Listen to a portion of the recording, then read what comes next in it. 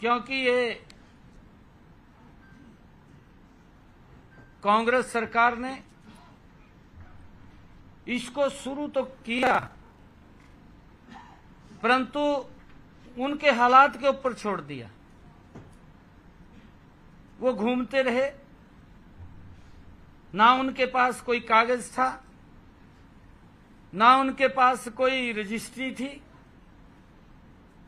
वो घूमते रहते थे कि हमें कोई पोजीशन मिल जाए। और मुझे आज आप लोगों के माध्यम से ये भी एक बात और कहनी है कि जो कांग्रेस के युवराज जिस प्रकार से ये पवित्र संविधान की बुक लेकर के वो पूरे देश के अंदर गरीबों को उनको लाभ तो देने की बात 60 सालों के अंदर कांग्रेस ने नहीं की, परंतु ये झूठ का डंडोरा पीटने का काम ये कांग्रेस के युवराज, कांग्रेस के नेताओं, घमंडिया गठबंधन के लोगों ने जो ये देश के गरीबों को ऊपर अत्याचार किया है, उनको भ्रमित किया है, उनको झूठ के जंजाल में फंसाने का काम किया है। ये दुर्भाग्यपूर्ण है कि मोदी जी आएंगे तीसरी बार और वो संविधान को समाप्त कर देंगे, आरक्षण को समाप्त कर देंगे। इस प्रकार का पाप कांग्रेस और घमंडिया गठबंधन के लोगों ने किया है और उस पाप के आधार के ऊपर ही, क्योंकि जो सीटें उनकी आई हैं वो इसी झूठ के आधार के ऊपर आई हैं, देश इसको समझ रहा है। आज देश पूर्ण रूप से समझ चुका है कि ये जो बुक, ये जो पवित्र संविधान जिसका सम्मान कभी भी कांग्रेस ने नहीं किया है, मैं आज आपके बीच में कहना चाहूंगा, सबसे पहले जो डॉक्टर भीमराव अंबेडकर जी ने विरोध किया था लोकसभा के अंदर,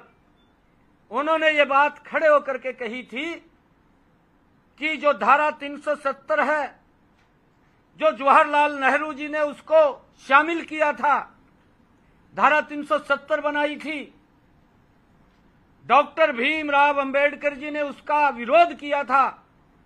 कि धारा 370 इस पवित्र संविधान में शामिल नहीं होनी चाहिए। संविधान की मूल भावना के साथ खिलवाड़ करने का काम सबसे पहले अगर किसी ने किया वो कांग्रेस पार्टी ने किया। मुझे बड़ा दुख होता है, लगातार बाबा साहब के इस पवित्र संविधान को कांग्रेस और घमंडिया गठबंधन के लोगों ने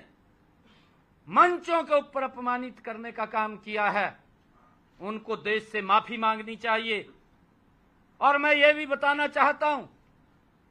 कि जब दूसरी बार इस पवित्र संविधान से डॉक्टर भीमराव अंबेडकर जी की मूल भावना से कांग्रेस ने इससे खिलवाड़ करने का काम तब किया जब 1975 में इमरजेंसी लगी। इंदिरा गांधी ने उस समय के अंदर संविधान जो हमारी धारा 39 है, धारा 39 के अंदर ये प्रावधान ये कांग्रेस पार्टी ने किया और ये किया कि अगर प्रधानमंत्री छल से, कपट से, बेईमानी से या किसी और अन्य संसाधनों से, चाहे वो पैसे के बल के ऊपर हो, चाहे वो भ्रष्टाचार के बल के ऊपर हो, चाहे देश के लोगों का शोषण करके वो जीत जाए, तो उसको मान्यता देनी पड़ेगी। ये धारा 39 के अंदर, इस संविधान के अंदर ये कांग्रेस ने ही पाप किया था।